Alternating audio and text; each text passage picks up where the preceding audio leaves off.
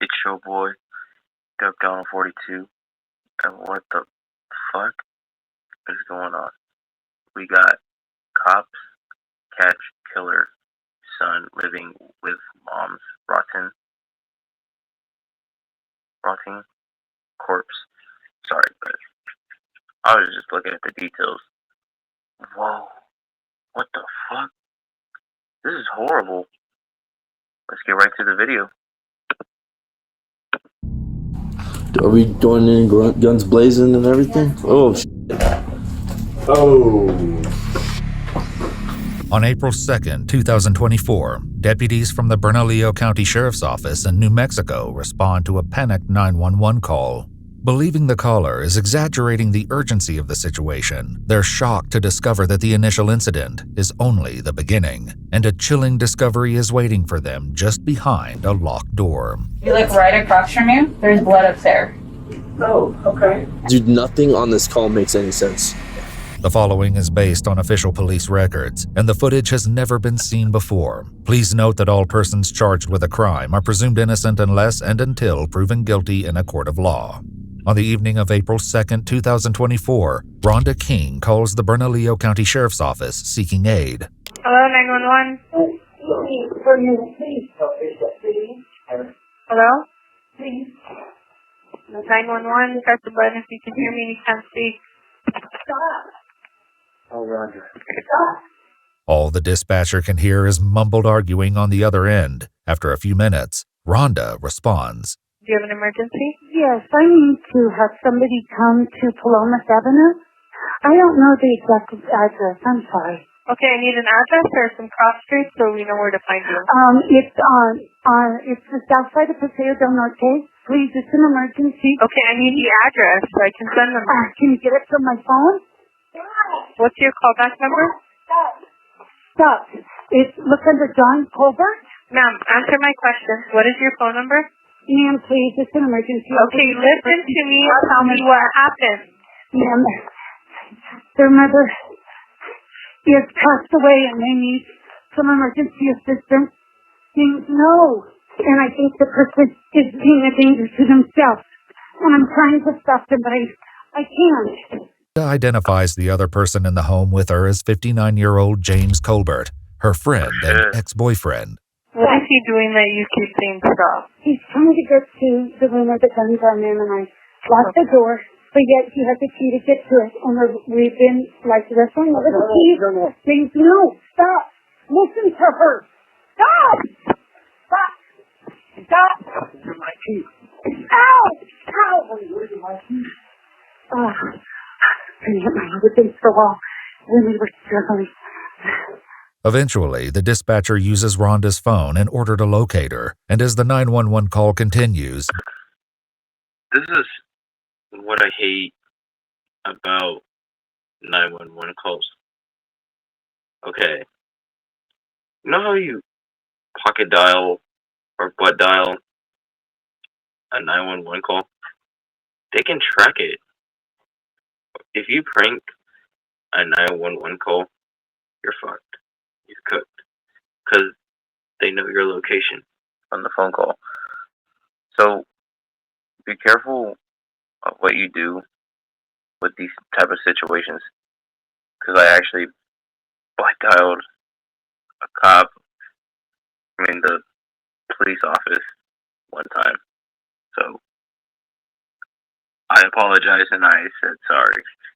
It was 3 months ago that happened. I was just like, damn. deputies from the Bernalillo County Sheriff's Office urgently make their way to the residence. James, stop! Stop, they're here. James, they're here. Sheriff's Office!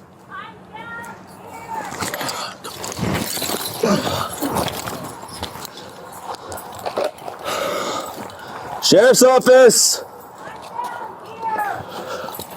All right. What is it? We're down here by the door. All right, come out here to us. Nobody's not armed. Nobody's armed. Nobody's armed. Right here. Wait, I think he's in shock. His mother passed away. And he's the sole caregiver, and I just think he's in shock. And I got him late today. James, it's okay, man. Hey, you're gonna be okay, dude. Okay. All right. Do you have weapons on you? No. Is it okay if I check real quick? Sure. Let's go. Turn around for me. Guns in that room. No, there's not.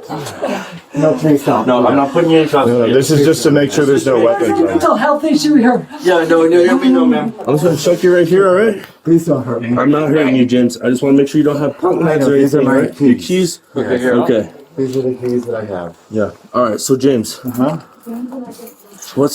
I talk to you outside, brother? Yes, can you do one thing though? Yes, sir. This door cannot be locked. Can we open that door, please? Why? Do we need to open it right now? Yes, because it's the heating stuff doesn't work if it's locked. Okay. I will be sure to unlock it. I will unlock it here. I will unlock it here before we leave, all right? Go ahead. As some of the deputies attempt to speak with James, a task that will prove easier said than done, another breaks off to talk with Rhonda. Can you come talk to me in here? James and I have been friends for 40 years. Good friends. His mom has been ill, has had Parkinson's. He's taking care of her. And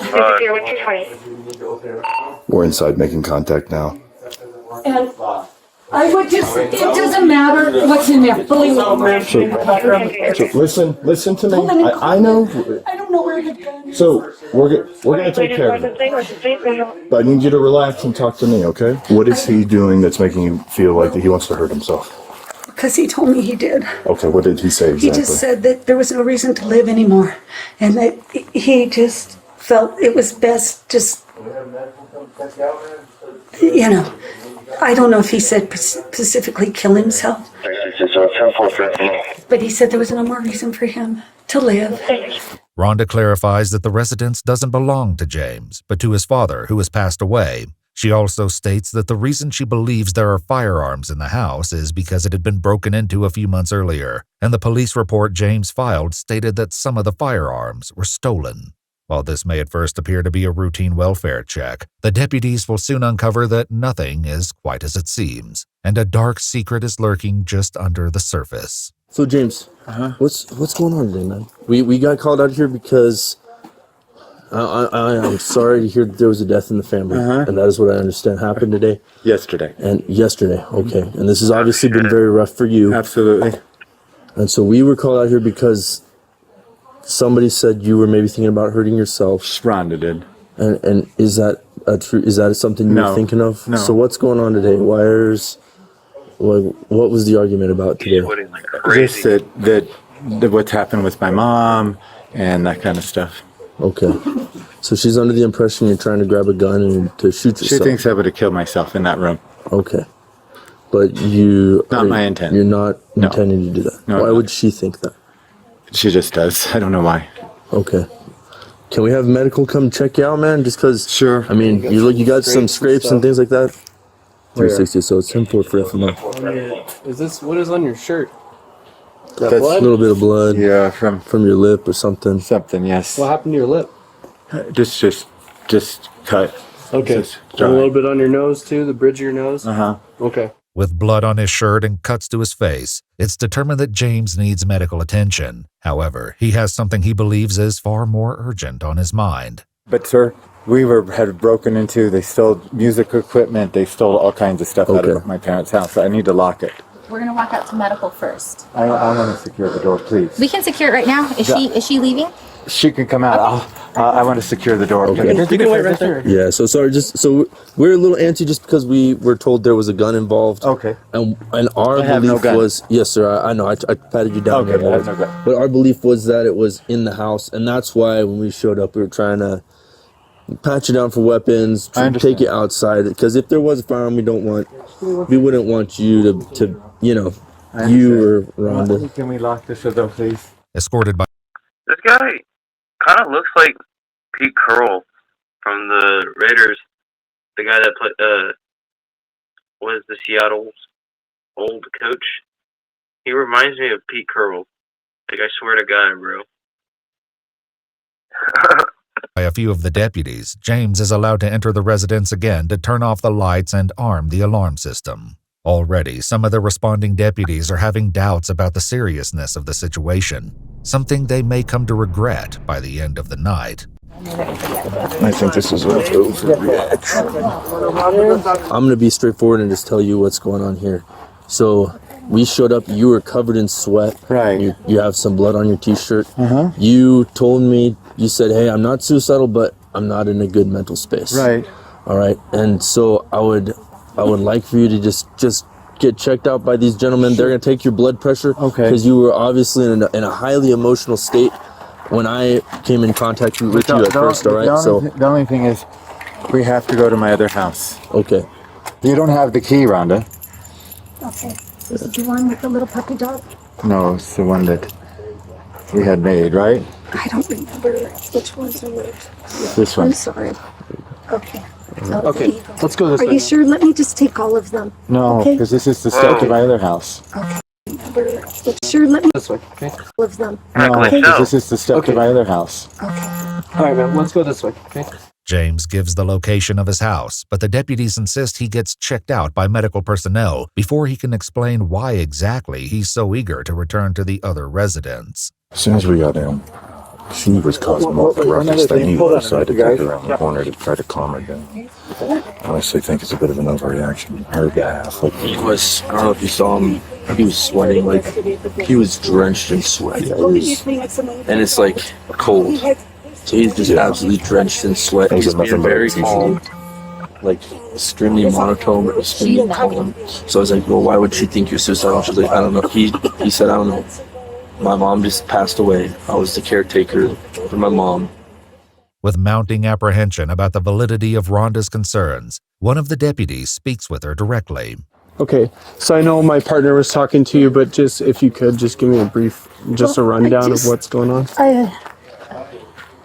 James's mother, James has been basically the sole caretaker of his mother the last few years since his dad died. Okay. She has Parkinson's disease, and she's been ill, and James has been ill himself, like medically, and I think a lot of it's, with stress related. Earlier that day, Rhonda had called and texted James multiple times without receiving an answer. I thought, well, I'll call his mom because, I'll talk to her if I don't get him or whatnot. And she didn't answer. James's mother is 83-year-old Marion Colbert. Eventually, James returned Rhonda's call and told her he was at his dad's house. So basically, we were talking and he said his mom passed yesterday. And I said, well, we need to call 911, James. Let's go over to the house. And he was adamant, but no. We needed to come here and look. We need to go in here. And I was afraid to let him go by himself. Okay. Because I was afraid that he would go in and he might hurt himself. It was around this point that she called 911. I see you've got a little bit of a cut on your head. Yeah. Did he hit you? No. Okay. When I was trying to keep him from going into the door, the wall there. Okay. Can you move your hair a little bit? I just want to make sure. Yeah, I know. Okay, because we have medical here. So. Oh, yeah. Yeah. We're going to have medical take a look at you as well, okay? And trying to hold him, and he was pushing to get around me, and when I did, I hit the edge of the wall. Okay. I'm gonna put some gauze around there, okay? Okay. Oh, you're gonna wrap it? Yeah. Oh, are you serious? I have to stabilize that gauze. That's Oh no! I don't want to sleep. Okay. All right. As Rhonda's injuries are being addressed, some of the deputies share their thoughts on the situation. I think she's overreacting, and then I think this dude's just sad and kind of done with, I guess, his mom died, but he never made any statements to her that he's going to kill himself. No, he's had a break-in, so it's reasonable for him to be paranoid. That's why he's super paranoid about everything about his, because it's been broken into, and that's like a violation of like personal, like intimate space. And then her freaking out's probably making him freak out. And even probably is going into shock, which is why he's sweating so much. Despite their certainty, Rhonda was about to share a detail with alarming implications. I want you to go home. That way he can go home. He doesn't live that far, and I said that was suicide. But that's where his mother is, deceased. So no one has contact? No. His mother's there, deceased. That's what I was trying to explain to him. Stay safe, right? Eventually, Rhonda is medically cleared and allowed to leave the scene. However, what she shared about James's mother has left the deputies with the creeping sense that something isn't quite right. Wait, what? Moss got in that dress, so... What? Yeah, she just told me that mom passed away last night, his mom. And then she's still there. And she's still at the house and no one has gone. What? Yeah, we need to like all get in a circle and because this is out of control. Supposedly this lady said that his mom passed away last night and she's still there. Nobody has gone. She's still deceased in the house.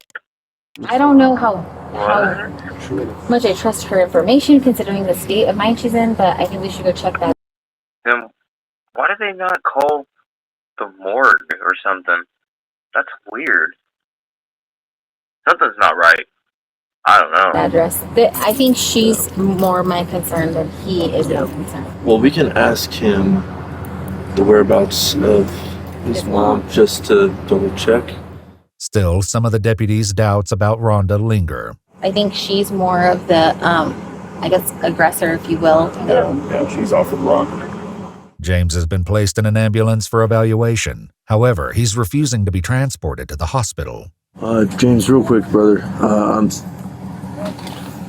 I understand. So your mother passed away last night. Is that correct? Yesterday.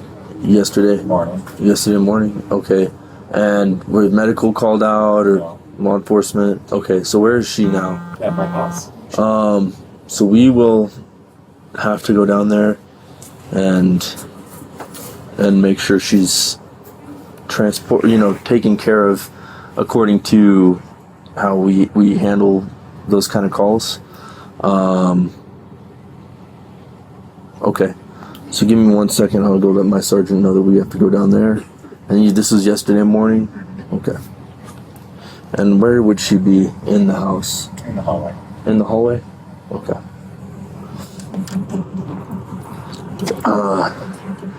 He's saying his mom passed away in his house, in the hallway in his house yesterday morning. And she's still there in the hallway. And he never called EMS or 911. We need to go there. Oh, me, you, and us three go. Okay. When my mom died, she died of cancer. But I never called 911. I called the morgue, and I was in a dark, depressing state. That day changed my entire life. It changed my mindset and everything. This is nuts. So your mom dies. Why would you not call him? In the hallway. That's another thing is, people don't die in the hallway. Old people don't die in the hallway. You die in bed. They die in bed or on the bathroom, not in the hallway. And then he's in shock, and then he didn't call us. The first thing you think would happen, you'd call somebody. You're like, hey, my mom just died. So your mom dies, dude. You've been taking care of her for the last 20 years. What's your reaction gonna be, dude? Are you gonna be like, oh, damn, mom died in the hallway. Let me leave her there for over 24 hours and go run errands and go to her house and start rummaging through stuff. We're doing that, dude. She's just decapitated in the hallway. And then that's another thing is, I thought. Here's another thing that's weird. We got called out for 43-1 threats for him. Like, imagine something happens, you're not well mentally. Your mom is, dude, nothing on this call makes any sense. It's so think Rhonda's a little crazy, but I thought she was straight up lying. Yeah. The deputies can't see anything amiss from outside the house. Nobody's in danger, but they're dead in suspicious, I would argue, Sheriff's office. suspicious circumstances. Oh, I agree with you 100%, but the state of New Mexico won't. Because of the fact that they'll say, well, if there's no exigency, she's already dead. She can't get more dead. I heard that, you mother. I know. Oh, yeah. Do you smell the stench of death? I know. This guy fucking farted and just made a compliment saying, do you smell the death? What? No. But this guy just farted and made fun of his person he got a 911 call from making fun of his dead mother. Oh, do you smell the death? Like, it's not a joke, bro. There's a dead body there. Yeah. Do you smell the stench of death? Now there's someone in danger. Sergeant, smell the stench of death. Since they can't enter the residence without James's permission, one of the deputies still at the other scene speaks with him. Hey, James. So, I'm Deputy Vela. I just have a question for you. Is it okay for us to go into your residence to check on your mom? My mom's passed away. Is it okay if we go into your residence? Is that okay? Yes. Yeah, it is. I have my dog there, and I'm concerned somebody takes her. The deputy reassures James that no one will take his dog. Are they in my property? No, we're waiting for you. That's why we're waiting for you. That's why I asked you if you would open your door, let us in, and you said yeah. They decide to transport James to his house so he can help them enter. However, given the uncertainty about the situation, they place James in handcuffs. Well, I'll turn on the heater for you real quick, okay? Can you get my blanket out of there or something? Sir, I'm freezing. I'll turn off the heater right now. Would you like to come and open the door for us? Or is it okay with you if we open the door? And What would you prefer? what would you like? Well, the first thing is we need the dog taken somewhere. We'll bring the dog out. Right. But would you prefer that we open the door, or did you want to open the door? Because this is your home, and this is per your request to check on your mom. Yeah, as I said, my mom is deceased. Right. And like we talked about, that you'd like for us to check on her, correct? Check on the situation? Sure. Okay, did you want us to open the door? Still unaware of the horror that unfolded inside the home, they take the key from him. Let's make announcements. Sheriff's Department, anyone inside, make yourself known now. What's up, puppers? Are we doing any guns blazing and everything? Oh. Oh. What do we have? We have a DB, obvious 10-7, blood on the walker, on her lacerations to her legs, possibly head. Let's just clear the house, make sure no one else is Okay. here. I'm gonna take this way. Okay. Well, I think our suspicions may have been confirmed. This does not look like a natural death. No, I would say this is not. I'm just gonna clear this real quick. There's blood. This is gonna be part of the crime scene. Oh shit. So we got blood right there in the next to the shower or the tub. Yeah, this is not good.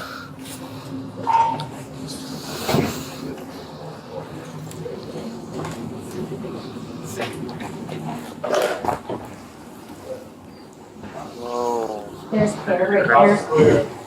Okay. I think this is probably her. Probably get out. Yeah, let's secure. Yeah, let's secure the house. We'll call for animal control to secure the dog. Just don't step on that Yeah, right don't there. step on anything. Following their gruesome discovery, the deputies search James and confiscate his phone. With unsettling calm, James makes an inquiry.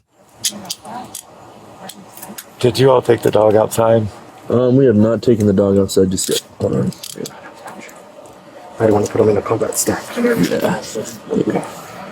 We're gonna be having animal control probably come get the dog here in a Ron is second. not going to pick up the dog. Probably not right now. A lot of weird going on with this one. I don't know if it's just because the body's deteriorating, but her state of undress, the way she's positioned, like none of that makes any sense. Right. And it could be that I'm wrong, but it doesn't seem natural. And I didn't look at the body too much. We'll let CSI handle that. Something's off about this one, bro. James is swiftly transported to the sheriff's office for questioning. So we'll take off your gloves, okay? Okay. So do your hands real quick. He's so calm. I feel like it's so scary. You're not gonna get all crazy with me, huh? Like, you know when you find out he killed someone and he's just telling the officers his mother is deceased, left in the hallway? It's so suspicious. Like, you didn't call the morgue or like 911 or anything. It's like, what? The fuck is going on? Put it on top of your head, right? Scary when people do that. Deputies remaining at the scene secure the rest of the property, wary about what other horrors they may stumble upon. If we find Dad in here, I'm gonna be pissed. It's getting weirder and weirder the longer we're here. I just wondered, like, what his plan was. I don't know. I think he killed her on accident, maybe. Panicked, didn't know what to do. Decided he was gonna kill himself, yeah. During questioning, James would eventually provide an answer to that question, as well as explain his mother's disturbing fate. Oh, sir, that's for you in case you want that. Thank you. So, how long? Never drink of water. If you're in for questioning or getting detained, like, if you're in that situation, don't drink the water bottle. They'll keep that for evidence. I ain't stupid. I talked to you today about your mom just because your dad was treated as into the investigation. Of course, until they prove otherwise, you know? It's just part of the process. The detective reads James's Miranda rights and he agrees to speak. James, can you help me understand why you're here? So not tough time. So can you tell me more about it? She's been living with me for the last 5 years or so, and we've been having some conflict as of late.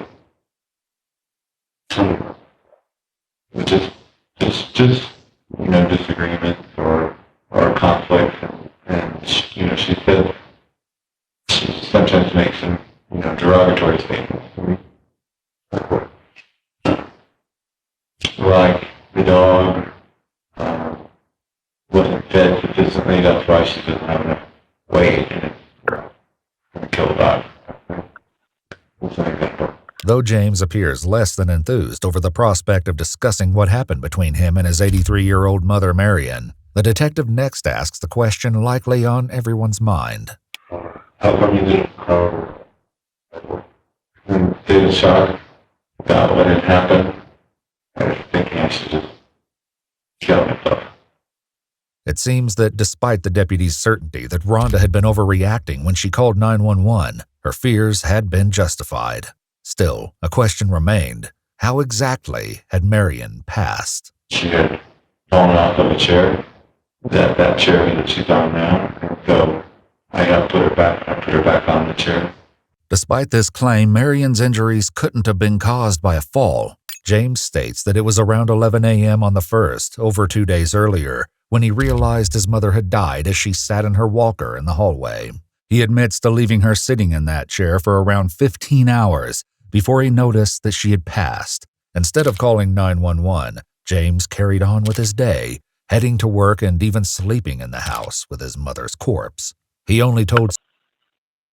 What the fuck? No. No. What the fuck? That's creepy, bro. Call the morgue or 911 or something. That's disgusting.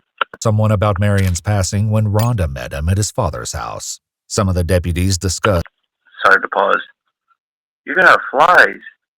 And you wouldn't want to see your mother like that. Maybe he was depressed like me, but I wouldn't leave a dead body like that. It's ridiculous. The horrific nature of this fact while at the scene. You wake up, get your normal cup of coffee, and then right in the corner of your eyes, mom's bloated, decaying corpse in the hallway. What do you think the dog thinks? The dog's like, please stop looking at me. Already there was growing doubt about James's claim that his mother died as a result of a fall, as some of the deputies still at the crime scene speculated. That's a little bit weird, dude. I think what happened was they had an argument, he killed her. Kind of went crazy. Went back to her house for some reason. Maybe he was suicidal. Dude, this Wow, bro. This girl was straight up murdered. She looks like she got the beat out of her, and she's in her walker. Not in a walking position. She's like seated down in her walker, leaning back, like naked except for a diaper. Huge lacerations all over her legs, arms, face. Blood spatter on the walls, on the floor. I'm gonna assume, yeah, like this is a homicide. For real? Well, I looked into the face of straight evil today, it feels like. This guy's an actual psychopath. Following Marion's death, the rest of her family had to be informed about the tragedy. Hi, Sergeant Nace. I am Lisa Colbert, and your officers were here at my home a few hours ago. Yes, ma'am. And, you know, we have a horrible, horrible situation. Absolutely. I'm very sorry for your loss. We're blown away. My husband is in a huge proposal meeting with the government today. He doesn't even know this yet. Lisa eventually told her husband, John Colbert, James's brother, about his mother's death, and the two came down to the station to speak with detectives. What they shared added a haunting layer to the already disturbing story. I'll tell you what, I'm gonna sit right here. That was good. They discuss Marion, sharing that after she moved in with James so he could care for her, they rarely saw her and only occasionally spoke on the phone. During one conversation a year prior to her death, Marion told them that she feared James may attempt to take his own life. She was so worried, in fact, that Lisa called 911. My mother-in-law called. She's 82 years old. She sounds very distraught. She called about 20 minutes ago. She's very worried about her other son, whom she lives with. She's unable to physically navigate the home. He went to feed the dogs at 5 o'clock p.m., and he hasn't come back. And he's not answering his phone. She thinks something's happened to her son, to my brother-in-law. Okay, so what's your mother-in-law's name? Oh, sir, we have my brother-in-law. Hold on. Is he okay? John! My brother-in-law just answered the phone. Oh my God, this is... Okay, what's her name, your mother-in-law? Marion Colbert. How old is she? 82. Okay, I think she's having an episode of some sort. I think he's okay. He's okay. My husband just talked to his brother. She's having some sort of episode. Once Lisa and John got in contact with him, James also called 911 to clarify the incident. Well, my mom was trying to get a hold of me, and I had fallen asleep with the ringer off. So she called my sister-in-law, Lisa Colbert, who my understanding called 911 to make a wellness visit. I'm fine. Okay, there's not a problem if you could put that in the record. I will make sure and let them know. Thank you. All right, bye-bye. Would you say she was scared? Oh, terrified. Okay. And she believed he was going to do it. You know how he is. He'll get mad at me. He'll yell at me. But in the last few years, 3, don't get mad at me if I hang up. Honey, if James comes in, I have to go. And I'm like, why can't you talk to me? Mm-hmm. You know, what the heck? Yeah. I said, we have to say we're somehow going to try to help James. We got to do something to help this lady. We knew he would decline. We knew he would be, like always, no. You know, hang up on you rudely. No, I'm good. I don't need anything. I'll let you know. No, bye. Just shut you down. She calls us again with the suicide, again with, I don't know what to do. And John said, Mom, there's professionals. Mom, but he'll kill me. He'll go off. We can't just call and do that. We can't. No. You're going to get me in trouble. Even with this eerie warning, they had no idea just how bad things had become. I didn't call 911 because I knew that I would be found to be doing other abuse for bait and stuff like that. It was bruised up. This detail was apparent to everyone who saw Marion's body. In terms of her injury, she's got shin. That one looks like a laceration. Oh, yeah. A lot of these are looking like just tears, but I'm not a doctor. So, left shin, right shin, her kneecaps, that tear, shoulder tear. Her face is completely black and bloody. Skin tear to her neck. Okay. Tell me more about her face and where she looks. Still marks on her face. But, how did she get this? From you. From what part of your body? My hand. And what matter? Like that. So I can open up slap. Her skin, because of the warping, is very, very, very brittle, softer. That's the medication for level. Okay. So her skin is very soft because of that. And if you literally just touch her arm or her hand or something, it can make skin come off. Though James is adamant that his mother fell in the living room, evidence discovered in the home may suggest that there's more to this story than James wants to admit. If you look right across from you, there's blood up there. Oh, okay. And then there's blood on this wall. Right here. Yeah, okay. She's been there for a minute, dude. How long you think? They told us a day and a half, maybe. I don't know, but look at all the cooling. It's all purple. Yeah. Dude, that right there is crazy. Yeah, there's a bunch of shit here, there's a bunch of blood, and it goes around this hallway, and I didn't go through here, but Nas said that there's more blood back there as well. Like, everything's all packed up. It looked like he was getting ready to, like, jump ship. There's blood here. God damn. Blood there Like, and the there. body. And there. Like she's trying to leave. Mm-hmm. Look at her, like, tendons are showing, like, right here. Mm-hmm. I'm so sorry this happened. James's brother John and his wife Lisa also discussed the lacerations when speaking with the detective. And then he decided to stab her and do the no. lacerations. No, so I don't know if the coroner told you about that. The lacerations one that I was referring to on her shins. No. So that's what they told me is something called tissue bridging that comes from blunt force trauma. Mm-hmm. No, you could see her tendons. That too, they were not able to tell me exactly how that happened because some of the skin was very brittle because of the age and because she was there for a couple of days. Right. Though James has provided some answers, a few questions remain, namely, if he would admit to any role in his mother's death. How come it affected you so strongly? And that's the leading question you're asking, but I think you know how to answer it. I feel accountable for what's happening here. I'm not leading anything out, I'm just asking why it's so upsetting. Because of how you were being physical, correct? When she was saying pretty hurtful things to you, upset. That you pushed her out of the chair? No. Not my way.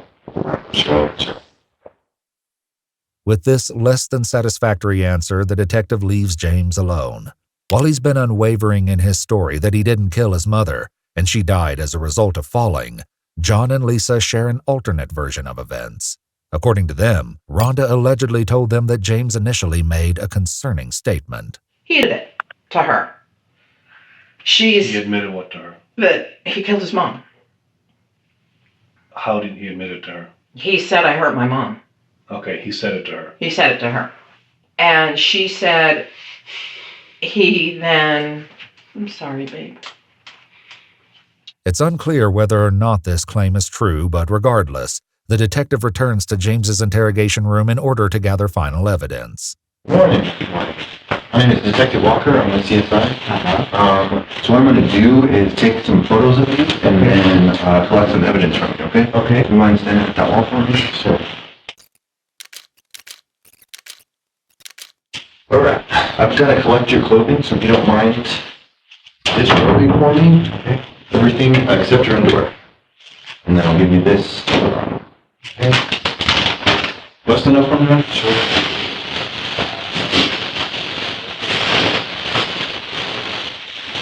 What is he, an astronaut? From it, sure. And put your hands ready. Okay. Now, palms together. Bring this up.